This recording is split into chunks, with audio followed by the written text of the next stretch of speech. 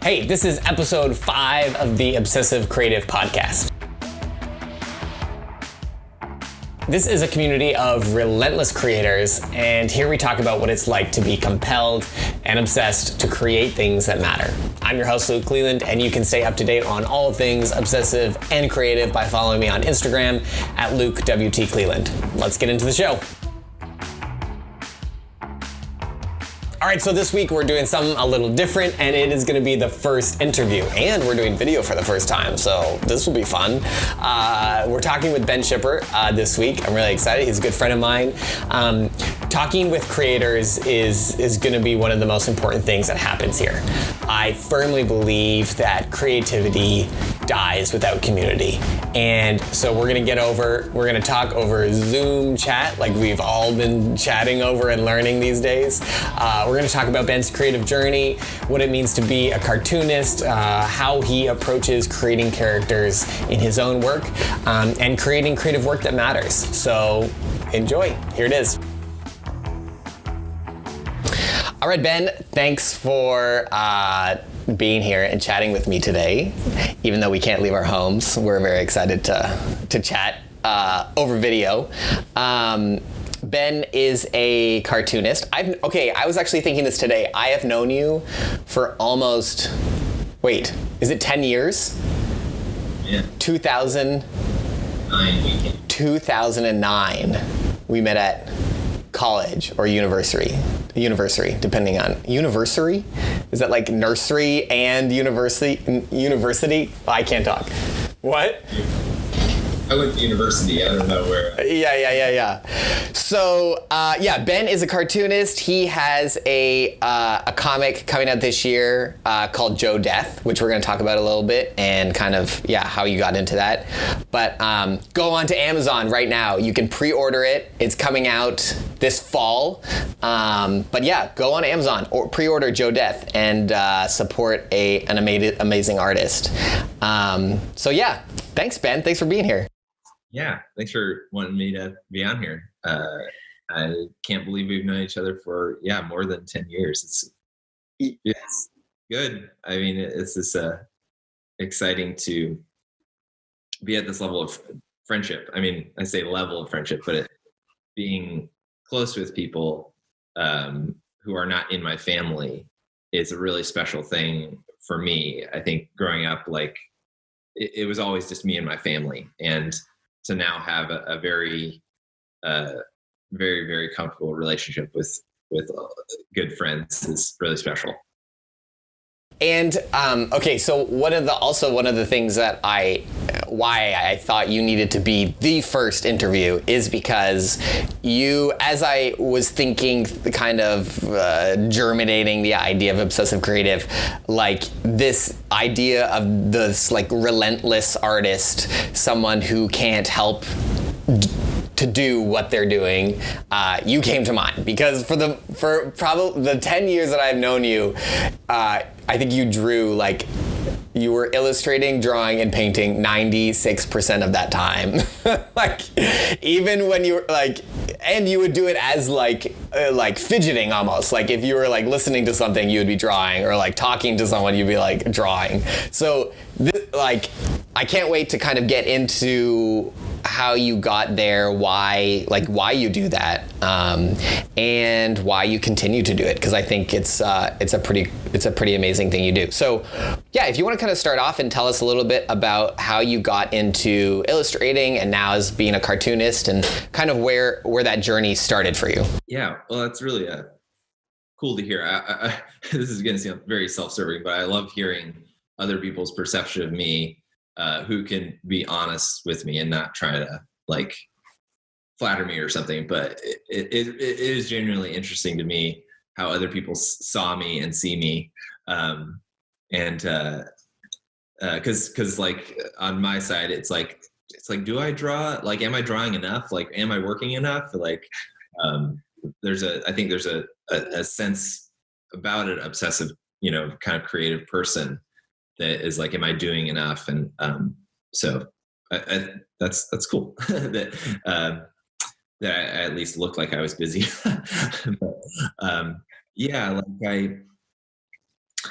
But, I began drawing at an early age, and I was just encouraged to be entertaining myself. I mean, my mom was there with me. Like I was homeschooled for a few years until second grade. And my dad was in the Navy and my mom just stayed at home with us kids, my brother and I. And I just remember making so many crafts and I'm taking us way back, but I feel like I need to start like at that level. Oh, totally start there. Yeah. And we didn't have a TV. And this is pre-social media, pre-internet, really. I mean, can you believe that? Like pre-internet, like it's weird to even say that. But it was such a special time, just being in a very simple existence. We had paper, markers. My brother and I we would buy toys and then we would cut out the back, like we would cut out the figures. So if you're a toy guy, you buy a toy and there's like figures on the back of the box of the toy that you don't have and that you can, collect. And instead of buying those other toys, obviously we would love to buy all the toys, but we were limited in the sense that my mom wasn't just going to buy us every toy. We would cut out those figures on the back of the box, and we would create these little puppet, like little paper feet on the back of these toys. So we would have this whole collection of paper toys, like paper dolls. And like, thinking back, it's like, that's really weird, but it was this constant encouragement to just keep busy. And I don't know if it was just generated from myself or it was just, I think it was both, like encouraged from my parents and my brother, to just entertain ourselves. And I just think that's something that has like always existed in my life. And then just growing up and getting older, to some extent, I think that it was a little detrimental for my like social capacity, because I would be more comfortable playing in that imaginary world, just with my brother and my parents, and not really see the need to bring other people in or go out into other people's worlds.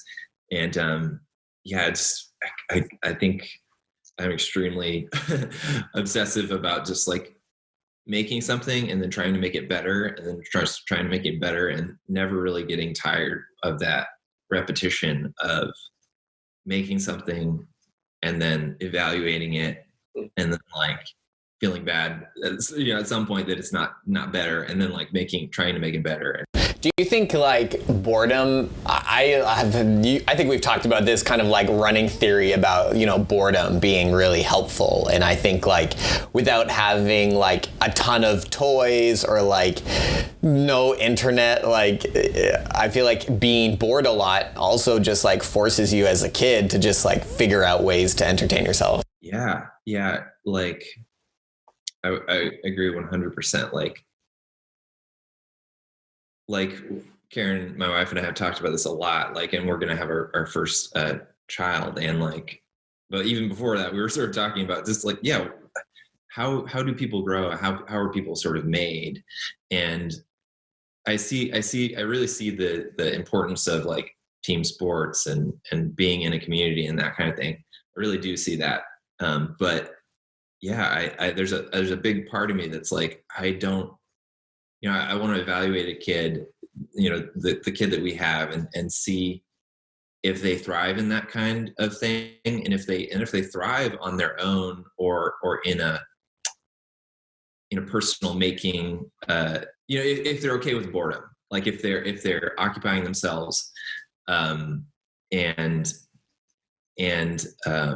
flourishing in that type of non-structured way, like that's good. I think that's really good, because I think you learn more about yourself faster than if you're slotted into music, like music camp and just like all these camps and like sports, all these things that are sort of one size fits all things. And you sort of start to take on these identities of like, oh, I'm a soccer player, or, I'm a soccer player in the summer, I'm a basketball player in the winter, whatever these things. Yeah. So so now you call yourself a cartoonist. Okay. So how did you start finding that you liked drawing or painting? Yeah. I mean, even on my own, like I did still have a title that I was sort of assuming of an artist. And that's like early on, it's a very general term.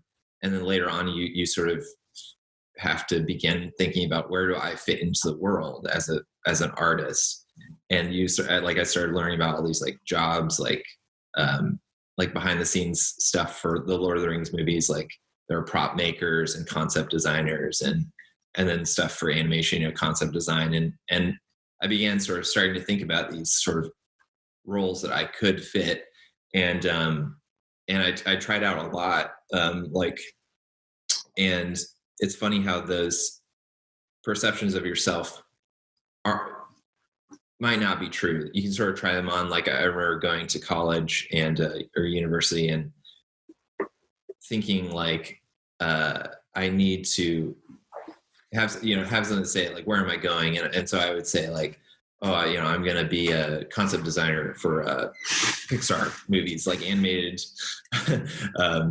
movies. And it was like up until after college, I still had that like in my mind. And then I was like, I didn't do any of that type of work. Like in college, like, it was all sort of studio art and illustration based. So it was like, I'm now an illustrator. And so I sort of realized that I had to stick with something, and I was just going to do illustration. And that seemed to be providing enough money for me as a new professional. And it was probably like maybe like 3 or 4 years into like having that title and doing that job of just like illustrator. Like a publisher comes to you, they have a written work and a book, and they're just picking you for your artistic sort of visual style. And that was okay. It was good. But then I started to realize that I wanted to write my own stories. And then, so just naturally I'm thinking like, okay, well, I'll try to write my own kid's book and then put my own illustrations with it, because I'm already an illustrator. But the more I tried to write and think about the stories I would tell, it looked more like a comic, like a cartoon, like a printed cartoon. Just like over time, just evaluating myself. And like when I go into a bookstore, I don't go to the kids' books. I go to the comic stores. Like, and when I go to like kids' book conventions, I don't, I'm there at the convention, but I'll come home with a few comics from the local like comic book store, and just like,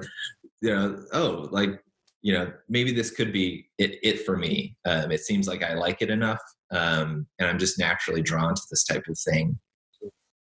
Potentially, I could excel in this area, so just late nights after working on picture books, I would try to do my own comics, and there were a lot of like poor attempts. But that obsessive just nature of just trying to make it better has gotten me to a place where I do feel comfortable calling myself a cartoonist. So, like you mentioned, Lord of the Rings, I know like that played a big role, especially when you were younger. Like, what is your kind of first memory of like drawing, or like how did you get into it at the very beginning? Like, how did you start drawing or painting, or like? I just had pencils and paper. Like, it was just it's always been like a part of my life. Like, I was probably drawing before I was talking or something. Like it's like it's very just like I've always been doing it, and it's weird to say that, because if I've always been doing it, I actually should be better. I feel like and so I look at myself and I see like I'm really not that great. Like there are some really proficient draftsmen who can just draw all the time and draw really well.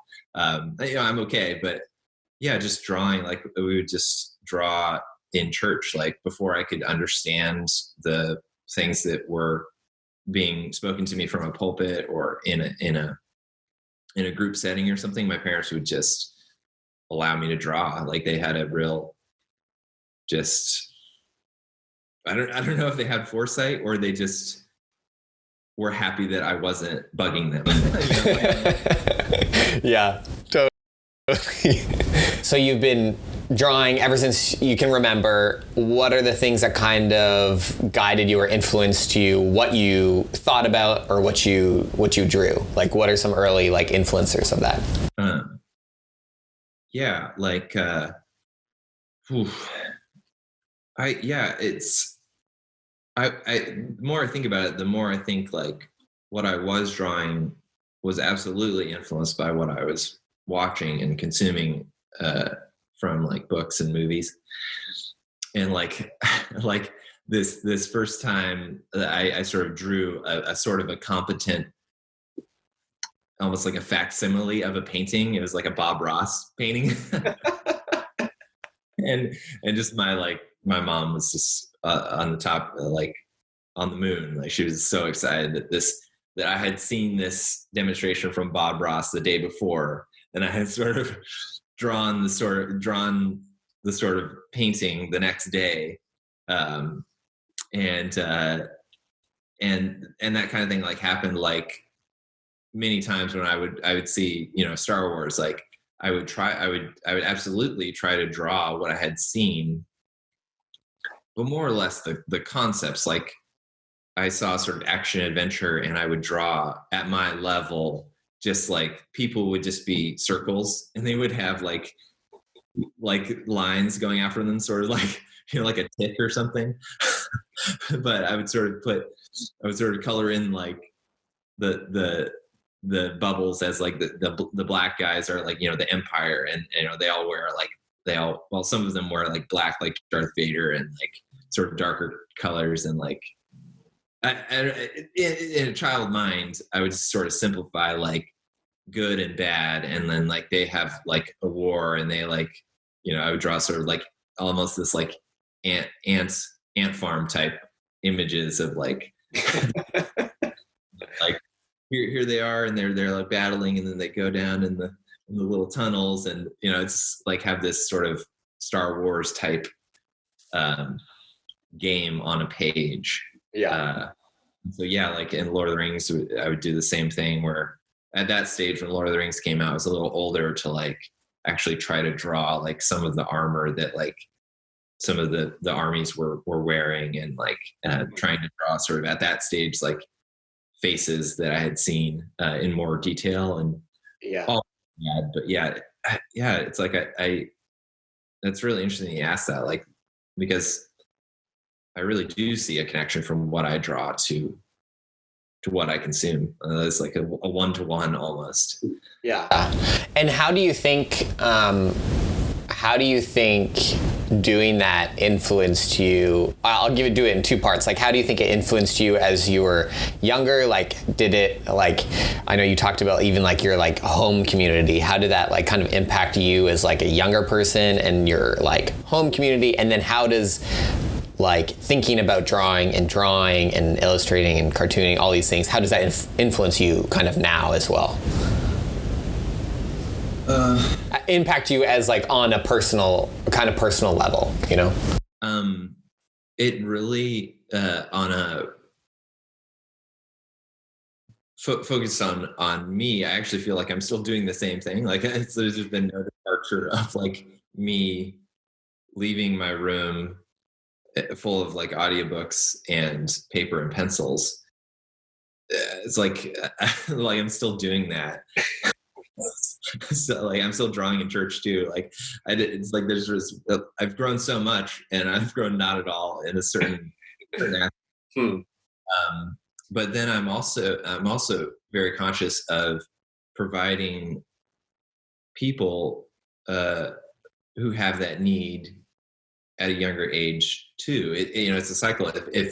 If I grew up consuming things and really feeling like they were a good part of my life, I'm now making stuff that I really want other people to enjoy and consider a good part of their life too. So I'm just sort of in that type of circle of trying to really provide good things. Like it's sort of like in my mind, it's like a feast, like an edible type feast, and a feast in the sense of like lots of food and lots of people enjoying the same thing.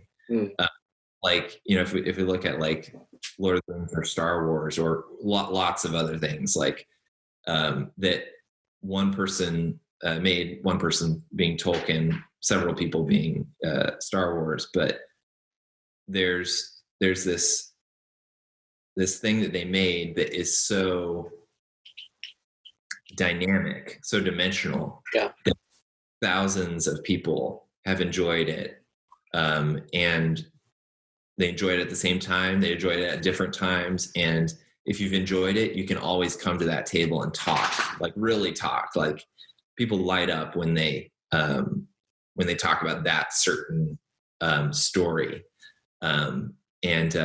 Which is crazy that you can, like, people can create this kind of unifying source, this unifying gift that people can replay and re-enjoy, and then you can meet someone on the other side of the world and talk about this thing that you just read, and you've both read it, and you're like, oh my gosh, like this happened and it's like, it's very like enriching and can really change your life in a lot of ways.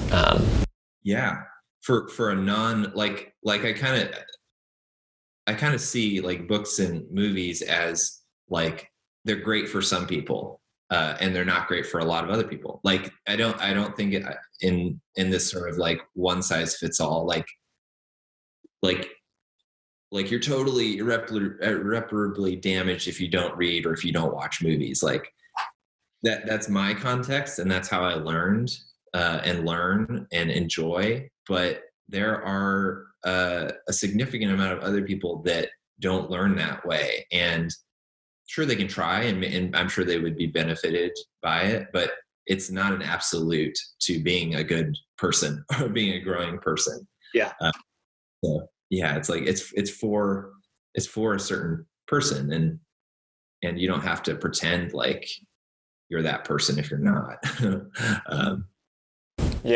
And we talked about this kind of before we started recording, but what are like some of those gifts that you've gotten, and you've mentioned some of them already, but like what are some of those things that really impact you now, like, and kind of inspire you to create and like make gifts for others?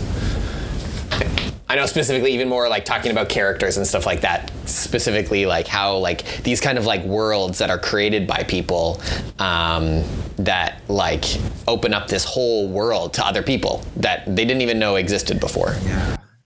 Like I mean, definitely consider Star Wars and Lord of the Rings in that category, but I've already talked about that enough. But and like I love things like books and later on movies and shows like Anne of Green Gables and Little House on the Prairie, and like Pride and Prejudice and Jane Austen books.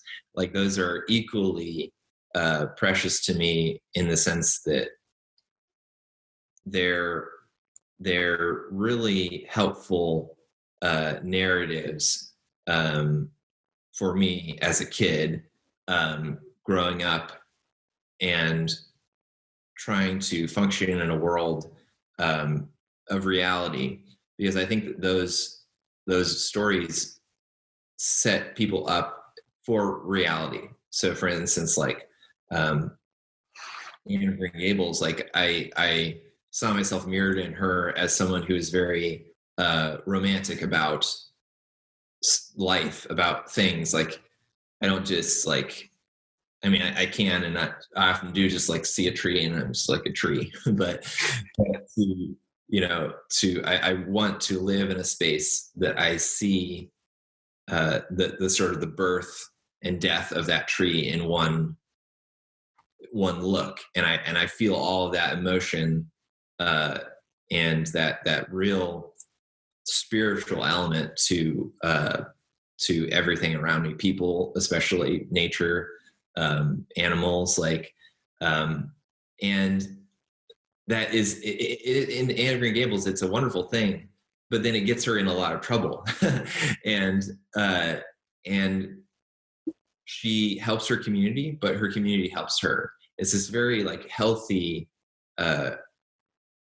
fiction of a depiction of how life actually, I feel like, should work and works best when there's a certain individual assertiveness, but then there's a good communal element that really loves that one person, brings her in, and invests their life with her and she to them, and it's just like so warm. Like I just feel that that type of life as being a really good character. Yeah. Okay. This is totally not an Enneagram podcast at all, but something that's really fascinating about 4 Enneagrams, and I think this is not specific to them, but more specific to artists, is that they have these kind of such deep emotions, or they can connect with emotions and feel emotions, that often artists tend to have a little bit more connections with their emotions. And because of that, when they in turn create through all these emotions they feel, people who to watch it, read it, see it, or whatever, they also experience these like deep emotions that they hadn't experienced yet, and that's why I think art is so impactful and so amazing, is because you can put so much emotion, you can transfer like these emotional stories or ideas from one person and then gift them to someone else, and I think that's really amazing. And I think you do that also, even talking a little bit about your comic, like you take a lot of these ideas of like community and like and things that you're talking about already, and you put them kind of into this kind of gift that you're putting out into the world. Cool. Yeah. It's like, when kind of critiquing life, I feel like we should talk to the people in the room almost. So it's like, if I'm critiquing sort of, or if I'm being critical of life or of the world or something, like, I find it really valuable to critique my camp, essentially. So if it's artists, if my camp is sort of arty people who are connected with their feelings, and like, it's these very like good things, really good things, but taken too far, like I mentioned in Anne of Green Gables, taken too far, they leave you in a space of disconnection, and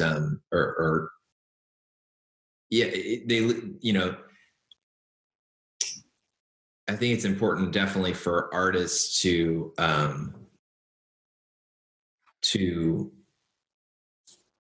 realize that the world that doesn't understand them is not trying to hurt them. Sometimes there are people, certainly, that are, but it is our responsibility to start learning how to describe the emotions and the feelings and the visions that we're seeing. It is our responsibility to make something that will communicate with the outside world that doesn't understand, like help them understand. Like that's like something that I've had to figure out a long time. Like it's my responsibility to help people understand what I'm trying to say, and feel. And that's a very dimensional thing. I don't think oftentimes the best way of doing that is not trying to explicitly say what I feel, but to provide a creative work in which that person who doesn't understand can actually feel themselves, and then they start to feel something. Right. Which goes back to actually like the community is important. Like creating something just for yourself because you understand it and feel it is one thing, but it needs to, that's like the whole point of art, right? Like is to, or at least my thoughts on it is it has to interact with the community, right? If no one has ever seen it or experiences it, then like, you know, if the tree falls in the forest, like does it fall or does it make a sound or whatever it is, right? So like, interacting, I don't think that makes sense, but interacting, with the community is really important. So how has like kind of community, the community of artists, like how has that kind of impacted you in your own like kind of creative journey? So the community of artists that I know and talk to often is really special. It's really good. I think, I think I'll talk about that sort of population or that sort of segment of my community. But after I talk about I think it's really important to have a community that's not artists at all, like not artists. Don't be friends with only artists. Like I think that's the easiest way to become a non-helpful member of the art community is to be only friends with artists, because we all have shorthands for like what we're talking about in that world. And if no one's providing outside context or outside perspective, then it can easily become a very insular type unhelpful place, I think. So for instance, like I really struggled and really began to try to understand sort of my wife's food culture and like her family's food culture. And that has impacted me like so much in my enjoyment of food. And then food connects to a lot of other people that wouldn't consider themselves arty or visual artists, at least. And like it gives me a language that I can talk about food with other people, and who just happen to be like mathematicians or scientists of some sort. And I learn a significant amount of things that are important from other people who aren't visual artists. But then, of course, I definitely need like the fellowship of visual artists, and I think a lot of times what I'm offering to that community is that perspective of like, don't just talk to me as a visual artist. Like get out and like experience the world and other people. So I feel like that's one of my biggest contributions to my friends who are just artists. But I'm learning a significant amount from other artists who are visual and how they talk about their art and what they like about other people's art. And is that. So speaking of like kind of creating worlds and, gathering from people that are in your community, out of your community, you've kind of created this world, taking obviously from so many like life experiences, from things that you've learned as a childhood, and then kind of created this like Joe Death world, which is like, I think it's amazing. Like it's crazy on the outside of things to see someone create something that never existed before, and then all of a sudden have all these intricacies and rules and like this whole world that didn't exist before. So tell us a little bit about Joe Death and where it came from and kind of what your hope is for it. Okay. I love that you like it, because I wouldn't classify you as a comic book guy. Would you say that you? No, I don't think so. And like our friend Ryan, like I think he read the first couple of issues and really liked it, and I actually need to send him the rest. But like he would be someone I would definitely not consider as like a comic book person, and that always really is exciting to me that I've made something that other people who aren't comic book people seem to like. But yeah, my hope like with Joe Death is that type of piece idea of creating a substantial amount of work. I want it to be a long story. So like this first book will be 144 pages, and I want that to be sort of the first character arc, first sort of chapter in a lot of books. I hope I'm not like shooting myself in the foot, but even in that 144 pages, I'm trying to create an experience for people to enter in and enjoy, like delight in, and experience the fun that I'm having while making it. A lot of times I'll get to a place in my writing of the story and drawing it, and I'll just be bored with it. Like I don't want to do it. And at that point I start thinking, how can I make it more interesting? How can I make it more exciting and fun, and delightful? And I try to do that. I resist the urge to like not do that and say, it's worth it for me to have fun here because my audience needs to have fun.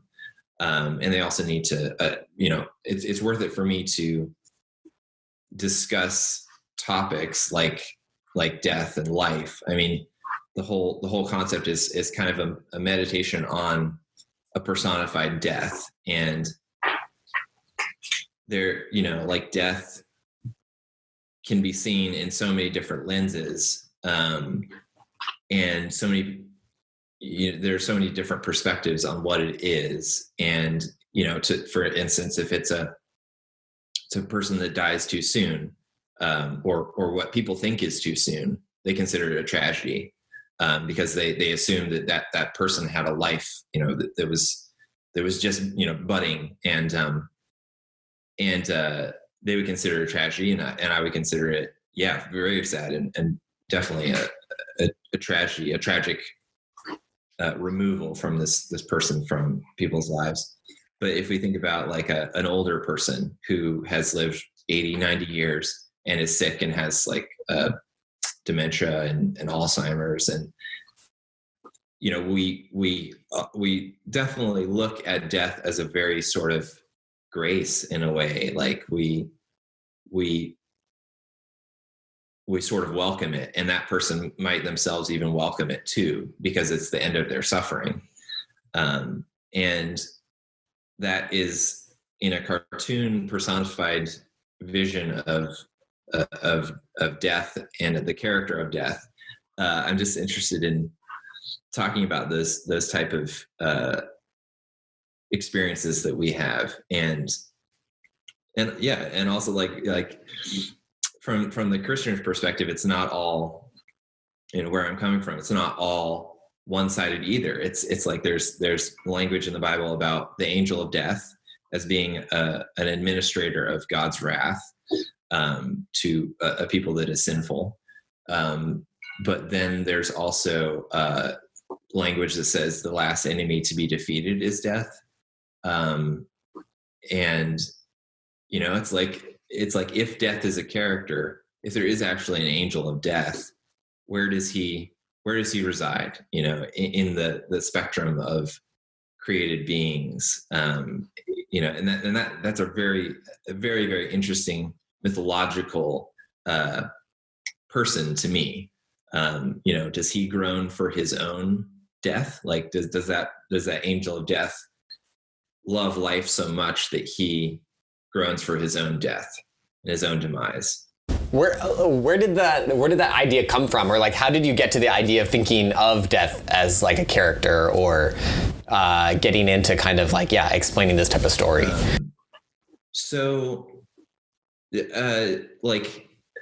There's been, I say, a significant amount of people in my close life and family that have died.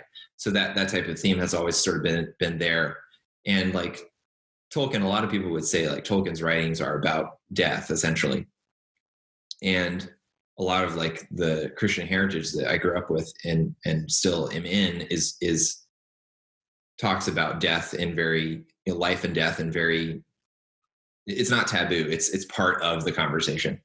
But as far as like thinking about like a skeleton character, like a physical form,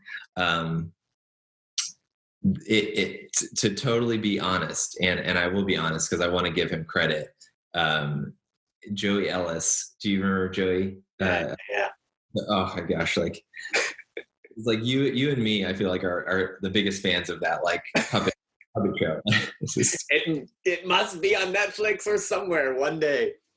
It must. Like I love what Joey does and who he is, and to explain, this is you should look him up, Joey Ellis. He's amazing. He created this like puppet show, which maybe in short, it's like kind of like kind of like a street off Sesame Street. So very this like kind of gritty, hilarious, it's kind of informative, but more like adult entertainment, but not like adult entertainment, more mature entertainment, not adult entertainment, not the correct words, more mature, like 13 plus. But he kind of created this pilot. It's not online anymore, but he's been in the process of kind of pitching this and it's hilarious. Like I watched it 200 times. I'm maybe not even joking. Yeah. Leaky Timbers is the name of it. Leaky Timbers is the name of it. I think actually they took off the pitch video because they're pitching it. So they took it offline. So you probably can't see it right now, but hopefully it will come back into availability. But yeah, I went to this like comic convention in Asheville, and there's like probably like 30 other people, and like Joey Ellis was one of them there. And I just sort of was at this moment was trying to figure out how to do comics, and I really liked his Leaky Timbers like puppet kind of anime or puppet show type thing. But he had a comic as well. He had a self-published comic, called Leaky Timbers, and I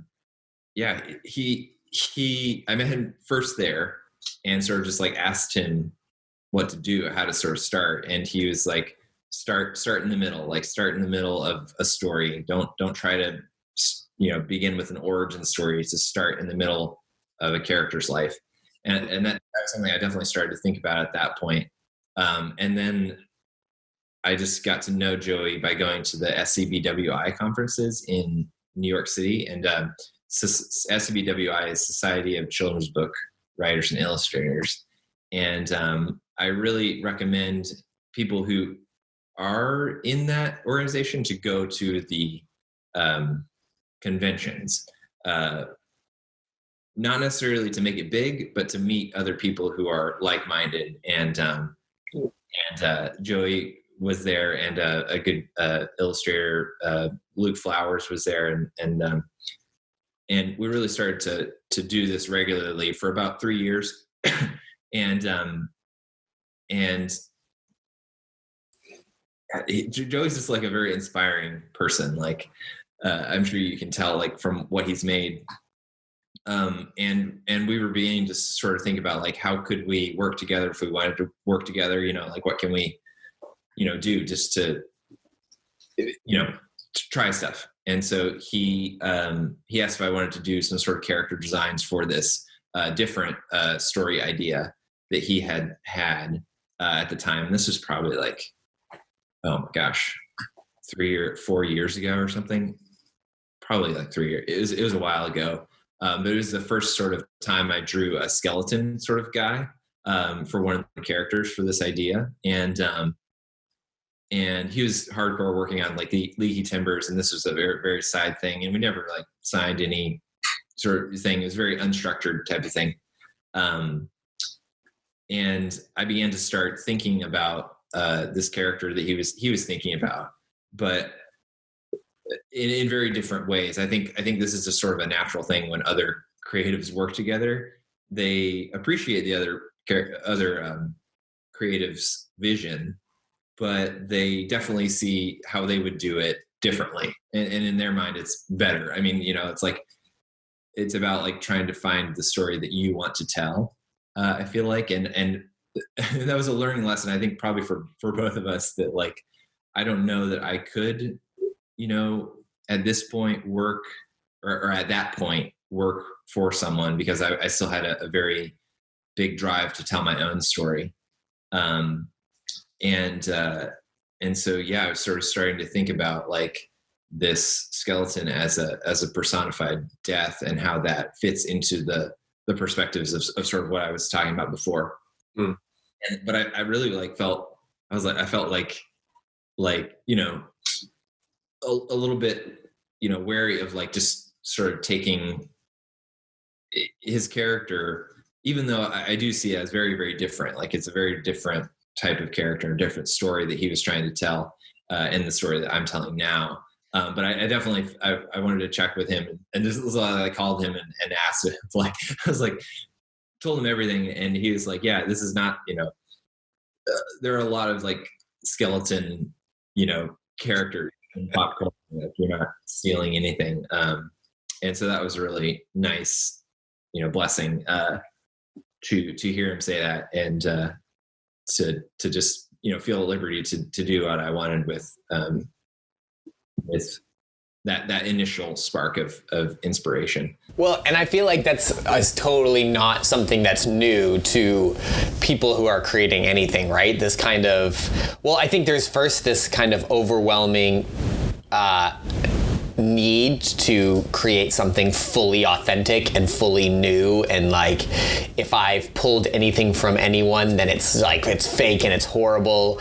But like in my perspective is that you really can't create something that's completely new. Like you're always, whether you even realize it or not, like whether you remember where you got things from or not, like you're constantly taking from like little aspects from people all over the like place. And I think the more that you kind of realize that, like the more that you're actually just a product of all the things that you've interacted with, really, and then you get just to like put that on a page, then like you can kind of accept more that like, okay, creativity is actually like, the ability to just like put together your own experiences and like your own personality like onto a page or onto like into a camera, or like how I interact with subjects, or like what I decide to like take a photo of, like can sometimes represent or be similar to other people's things or whatever that is, right? And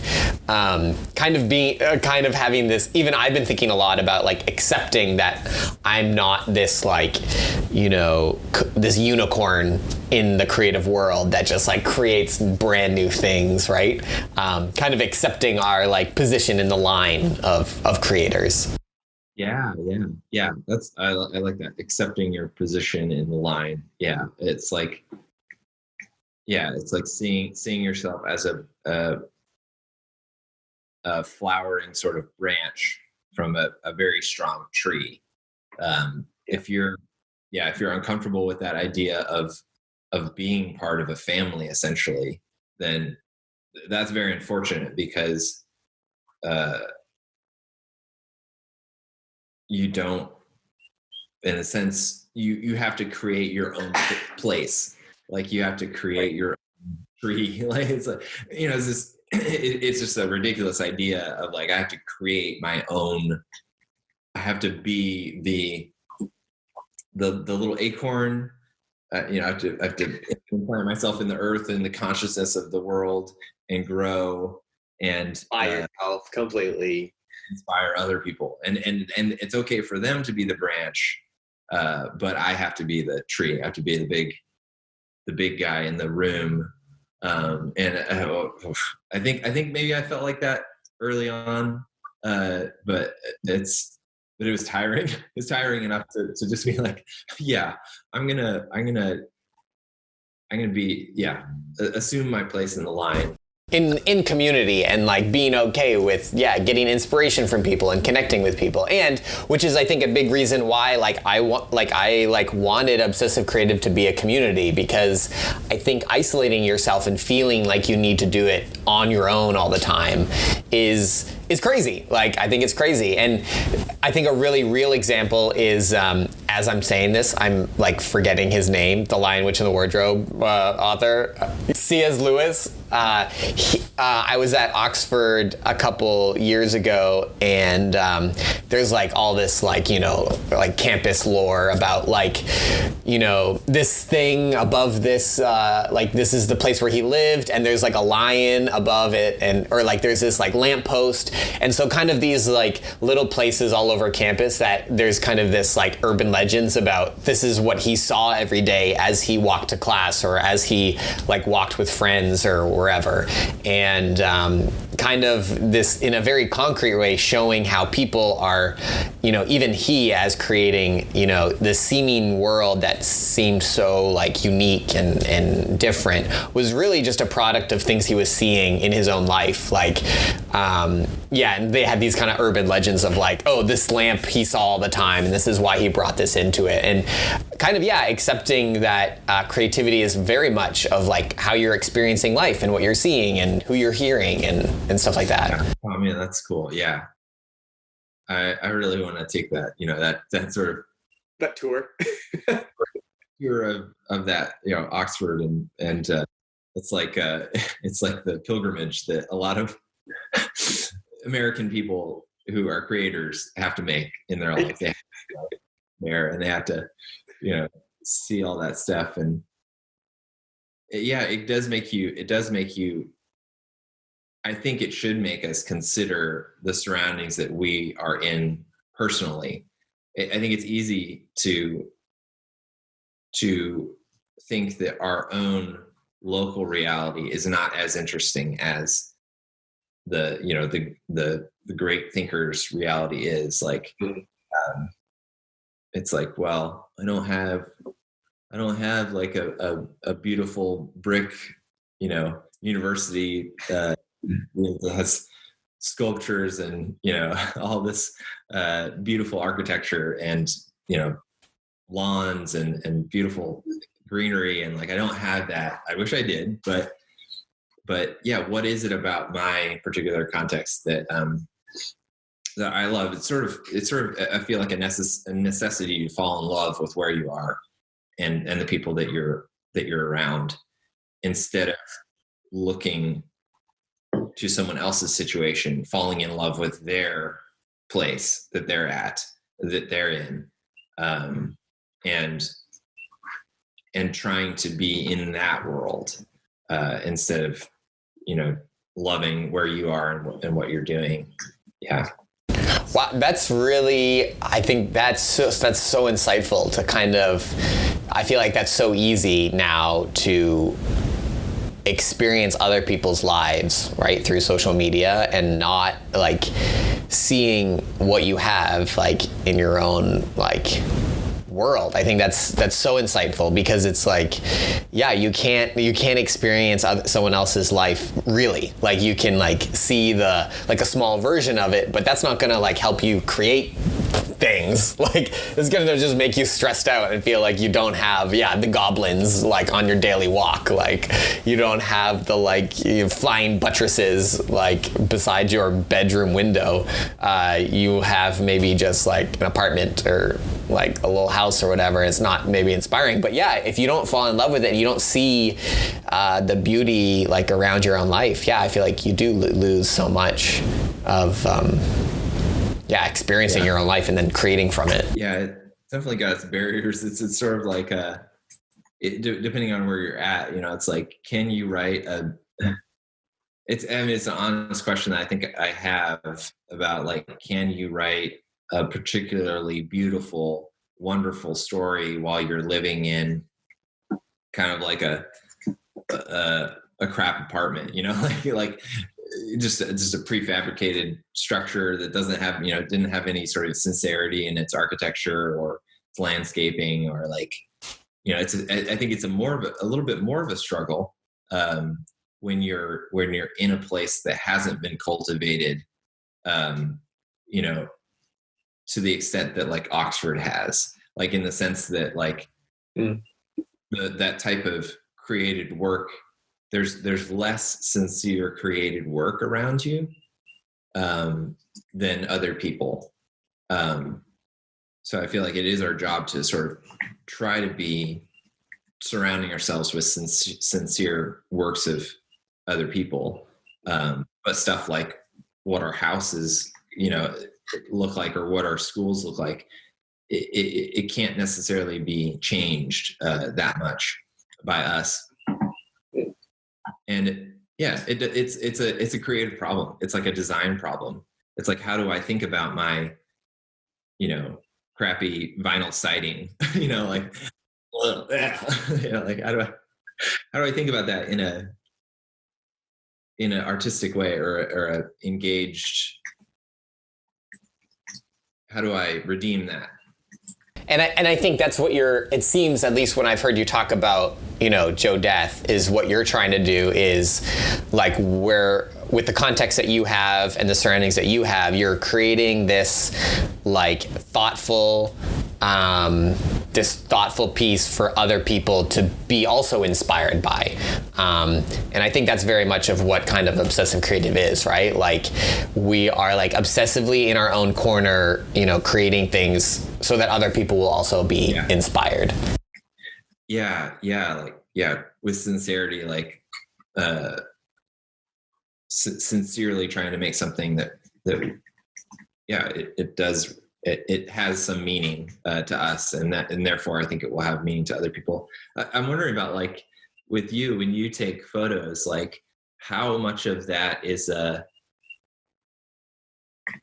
like you want to get a good shot, and a lot of times, you're coming from a commercial side, so you want to provide something that looks good in the context of other people, and so there's a lot of perceptions of people that you're trying to, in a good way, please. So like, there's, I imagine that that's a real hard thing for your own creativity to, it is trying to redeem vinyl siding in a beautiful way. Is that appropriate to do on a wedding? Like, right. Probably not. Maybe, I'm assuming not. But well, in a personal way, do you see redeeming the ordinary things as something you'd like to explore?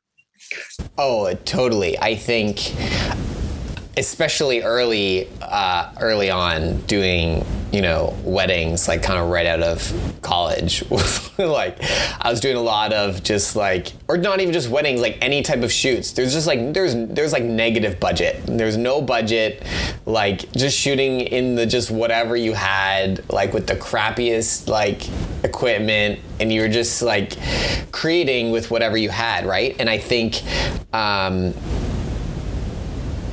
for me, and this is what I've been thinking a lot about kind of over the last couple of years, was it can be easy to get into the idea that creating something with your hands or with your eyes or a camera is unimportant and unmagical. Like, it's just kind of like a commercial task, right? Like, I think that's the danger of, one of the reasons why I don't talk about Instagram stats, both business growth here, is because there's lots of that out there you can get, but I don't think there's a lot of things that remind us that actually doing anything with your hand, there's this a little bit of magic that surrounds that. Like, even when it's unceremonial, even when it's just you in your a little apartment by yourself creating something, there's something that is important, and there's something that is actually significant anytime you put your hand to something. And with taking someone's photo in front of a vinyl siding, I think there's actually something significant about being in a place and using what exists. Like, I think I think it's important to use the things that you have access to, or use the things that you have access to create something else that doesn't exist in your current surroundings. But also, that's kind of like from a material point of view, but also from like interacting with humans. If you're talking about like, how do I kind of apply these principles to like taking someone's photo? Well, I think for me, it's always been important to to drop the like walls as I take someone's photo. And I think that takes a certain type of person, right? So like, I'm gonna make you relax differently than someone else taking a photo is gonna make you relax. And that makes each photo different. Like, I think how I get people to look at me, and how I get people to laugh, like there's a magic there that can only happen between you and I. And it goes back to, you kind of mentioned this earlier, like you can both be drawing a skeleton figure and 2 years down the line end up with these completely different stories. And I think that's similar in really any type of creation, any type of time that you're creating something, is that the fact that you're doing it creates this type of magic, because no one's existed exactly like you. Like, no one has gone through the exact same life experiences that you have, and therefore, even when I pick up a camera, no one can replicate.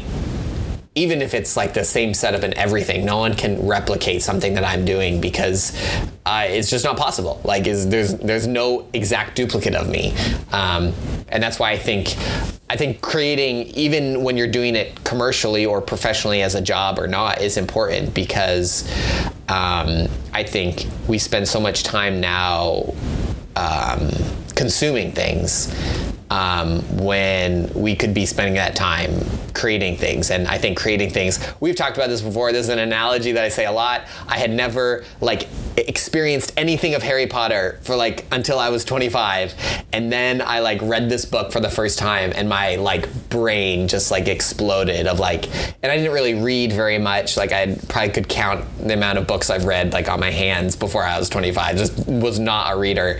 And then it felt like a gift. Like, wow, someone sat down with her personality and who she is and her experience and wrote these things out. And it, in a time in my life when I wasn't actually sleeping, it was one of the reasons why I read Harry Potter, was I couldn't sleep. I was having all this insomnia.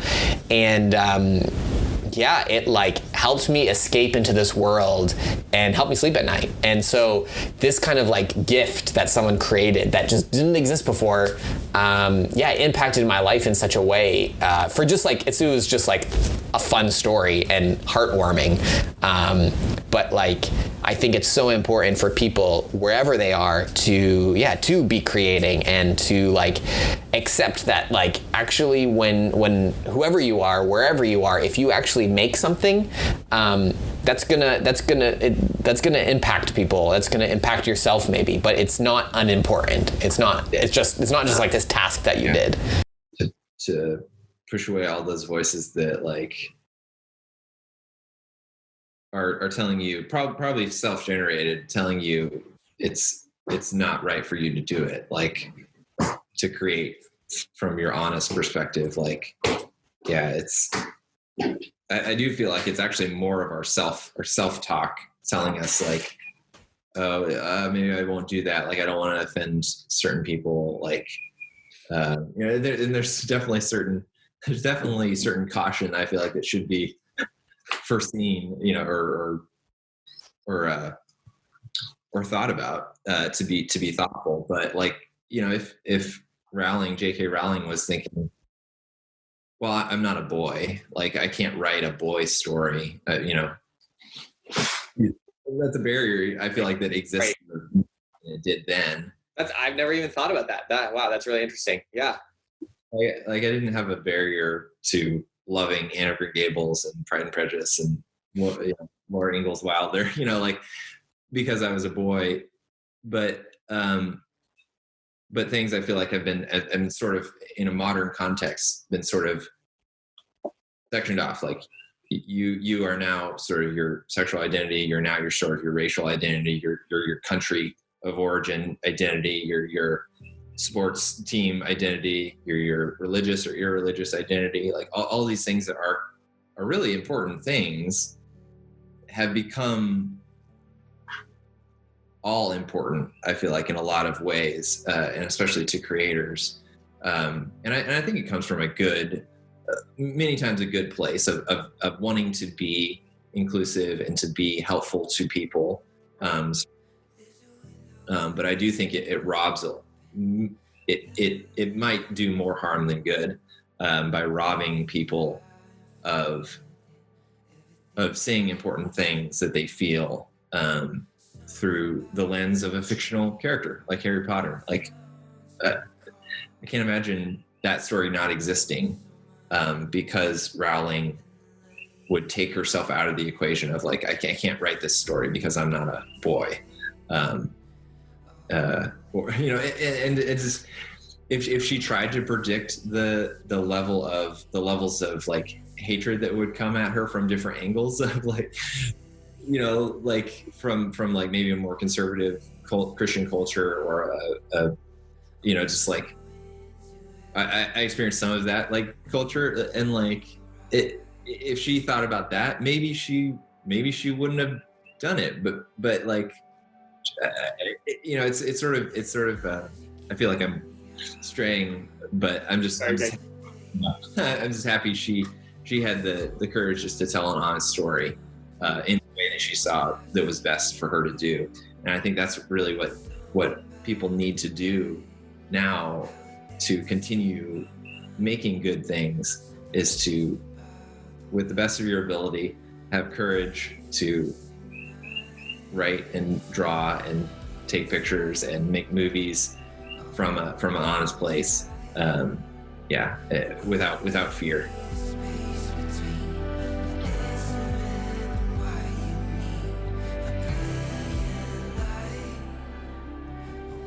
So my name is just the best place to find me, Benjamin Schipper, either at Instagram or Facebook or my website, benjaminschipper.com. And on Twitter, though I don't really use Twitter much. Basically, I just post the same thing, starting at Instagram, then go to Facebook and then Twitter. All right, thank you so much for listening this week. I hope each episode encourages you to lean into who you are as a creative and do work that matters. I would love for you to subscribe and follow along with us each week as we go along on this creative journey together. And until next week, stay obsessed.